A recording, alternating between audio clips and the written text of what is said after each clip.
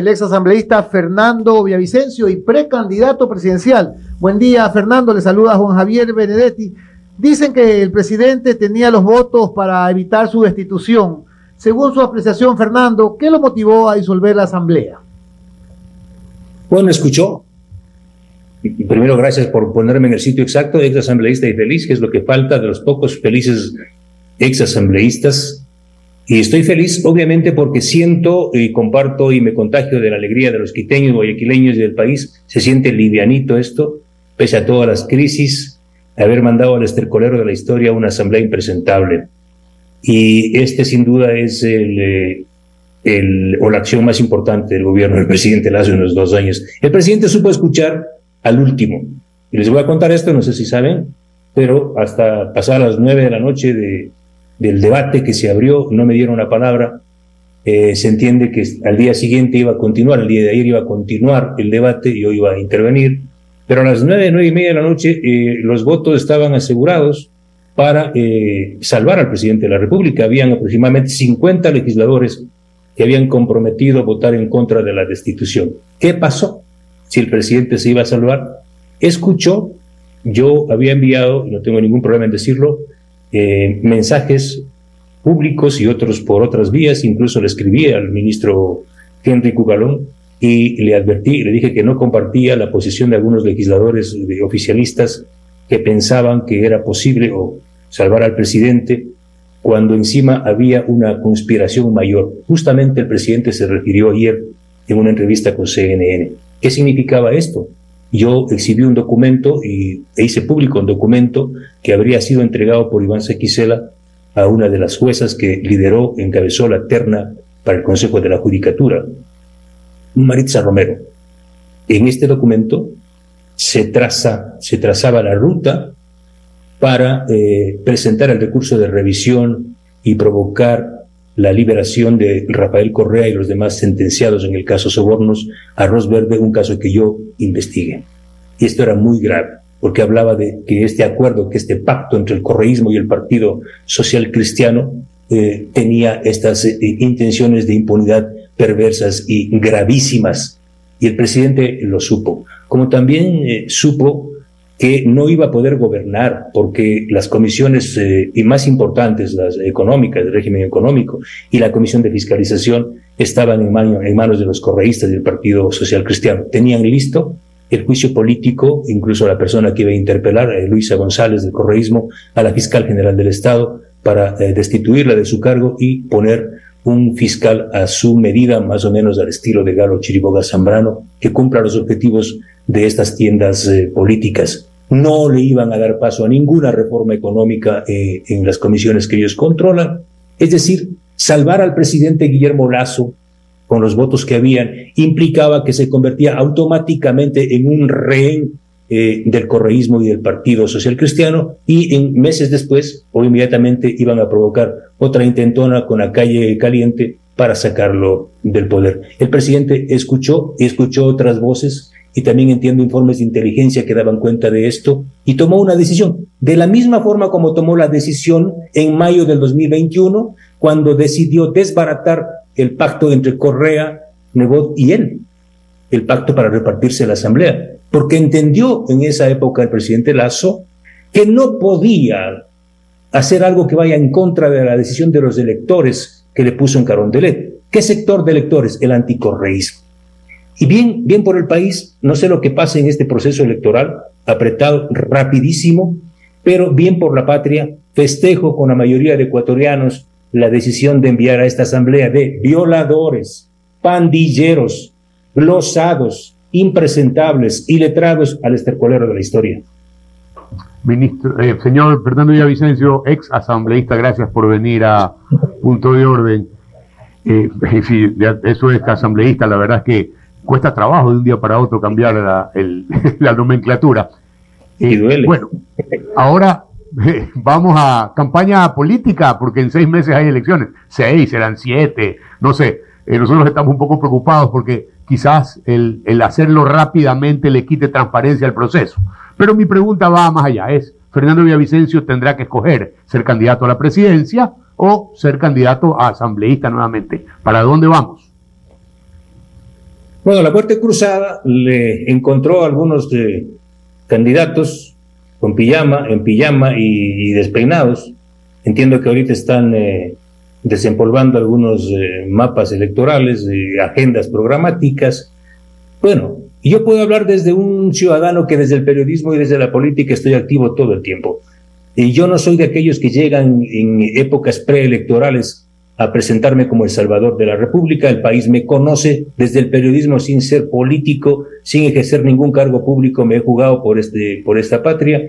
Y ahora me han pedido muchísima gente, no es un problema que yo lo diga, se siente en la ciudadanía, que me ha dicho: Fernando, vamos, siga adelante y encabece esto. Yo les he dicho: estaré donde las condiciones objetivas me pongan y estaré principalmente impulsando una candidatura única de un sector que no quiere que vuelvan ellos. Cuando digo ellos, ¿a quiénes me refiero? A los que generaron las mayores tramas de sobreprecios de la historia, refinerías que no existen, centrales hidroeléctricas que se caen a pedazos, proyectos que generaron nuevos ricos millonarios en este país. No quiero que vuelvan aquellos que persiguieron y eliminaron personas. Quiero que cesen las lágrimas y paguen los responsables del asesinato del general Gabela. Yo no quiero ese gobierno que silenció a la prensa, no quiero que vuelva a ese poder, ese no quiero. Y tampoco quiero el gobierno que alimentó a los cuervos para que le saquen los ojos, al gobierno de Lasso, al gobierno que permitió que estos cuervos sobrevivan y se alimenten, que no ha luchado contra la corrupción y que ha sido víctima de la conspiración de sus propios aliados, de los correístas que sobrevivieron al interior del gobierno. ¿Quiénes están dispuestos a hacer causa común, a levantar esta bandera? ¿Cuál? La bandera, uno, la valentía para enfrentar al crimen organizado, con derecho, en derecho y con armas. Hay que desmantelar a las estructuras de bandidos, narcotraficantes, delincuentes de cuello blanco. ¿Están dispuestos a hacerlo? Vengan. Sumemos fuerzas, hagamos un solo gran caudal, un gran río de voces libres. Vengan, la tendencia está abierta. Somos el 80% que no comulga con ese credo de represión y de corrupción del Correal. Vengan, hagamos una causa común. Si es así, ahí me encontrarán. Fernando, ¿cómo está? Los saluda Esteban Novoa. Muchas gracias por la entrevista. Yo quisiera que nos cuente cuál era el ambiente en la Asamblea el día del juicio político, en donde pues Viviana Veloz estaba envalentonada, gritando, vociferando, a pesar de que nadie la estaba escuchando. Realmente era increíble ver esa imagen en donde ella gritaba y nadie escuchaba. Y luego Torres, lo mismo, el flamante vicepresidente de la Asamblea que duró 2 días. Yo quisiera saber y esto no es chisme, sino que nos cuente a los ecuatorianos cuál era el ambiente de ellos en la Asamblea y si ellos creían que el presidente iba a ser capaz de disolver la Asamblea o si ellos estaban confiados de que esto no iba a pasar. Mire, asambleístas como la colega Veloz y otros del Correato y otros partidos, incluso el Partido Social Cristiano, son como esa especie de parlante reggaetonero embulcanizadora. No sé si queda clara la metáfora, ¿no? Siempre gritan, es un histrionismo amplificado.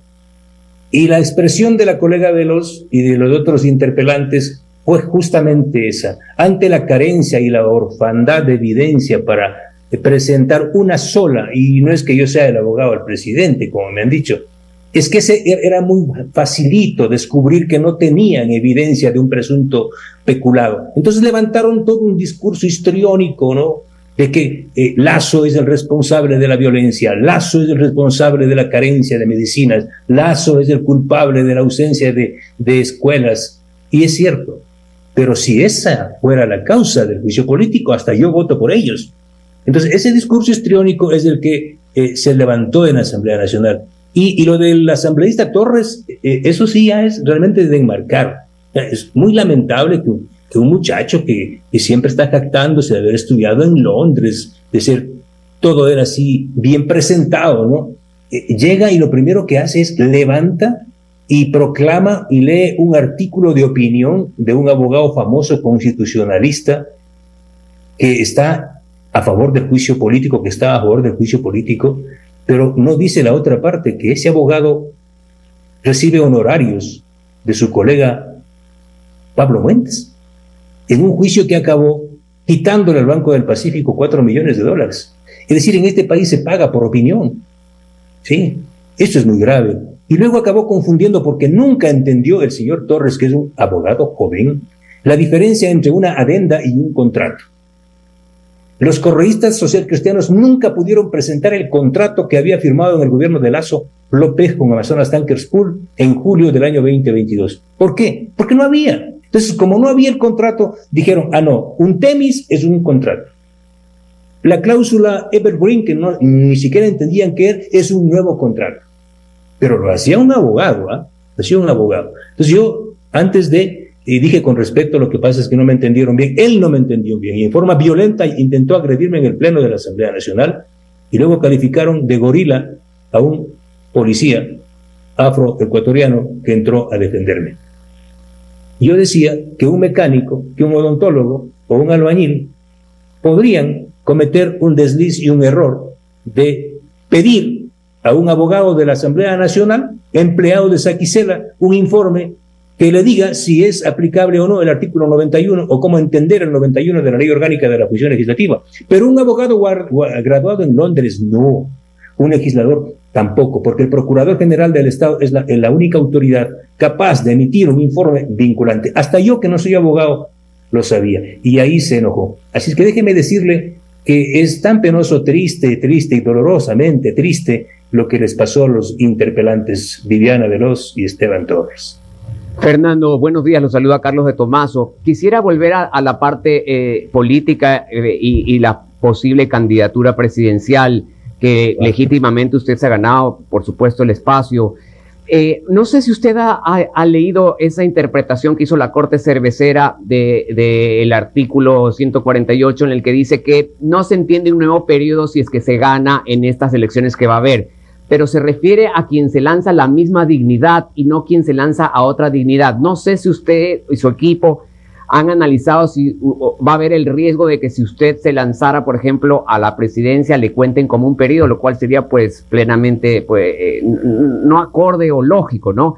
Y eso es una pregunta. Y segundo, Fernando, si el que gane va solo a gobernar año y medio, y en año y medio, pues el manejo de la estructura del Estado es tan compleja que a lo mejor no se pueden ver rápidamente resultados, ¿no le parece un riesgo grande ese corto tiempo? ¿O usted cree que en ese corto tiempo se puede consolidar una imagen y unos resultados que permitan inmediatamente pues participar en la siguiente elección? Fernando, buenos días.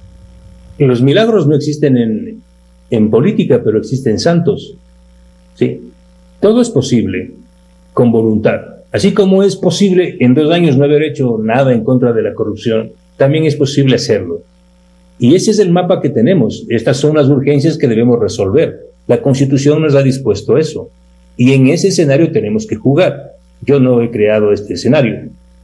Pero que he revisado, y con mi equipo jurídico, que además ya está en el desempleo, es que no hay ningún impedimento para poder participar primero. Y segundo, está claro, y de existir un vacío, quien tiene que llenar ese vacío será, una vez más, la Procuraduría General del Estado, para interpretar de existir un vacío.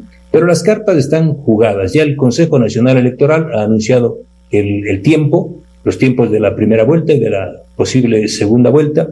Y ahora resulta, lo que queda es que aquellos candidatos que estaban esperando el 2025, o precandidatos que estaban esperando el 2025, que están despeinados, que vengan, que se arreglen, se pongan gomina y vengan y digan, ¿quieren hacer un acuerdo?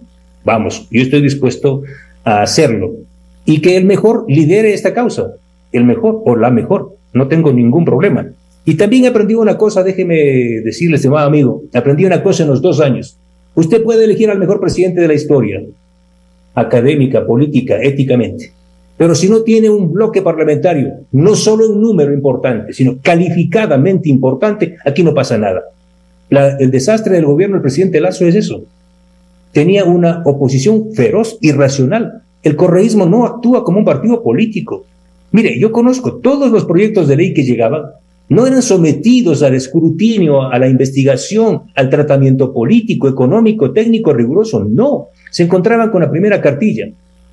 La amnistía para Ricardo, ¿cómo es para el señor Patiño? La libertad de Jorge Glass, la libertad de Alexis Mera, la libertad de este y de este.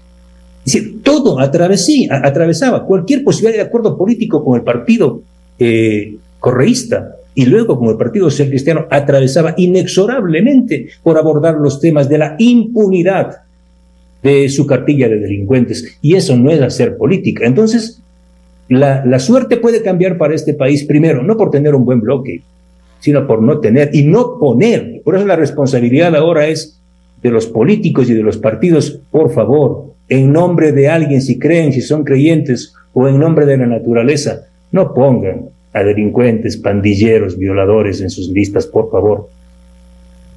Muchísimas gracias, Fernando Villavicencio, por darnos esta entrevista. Buen día.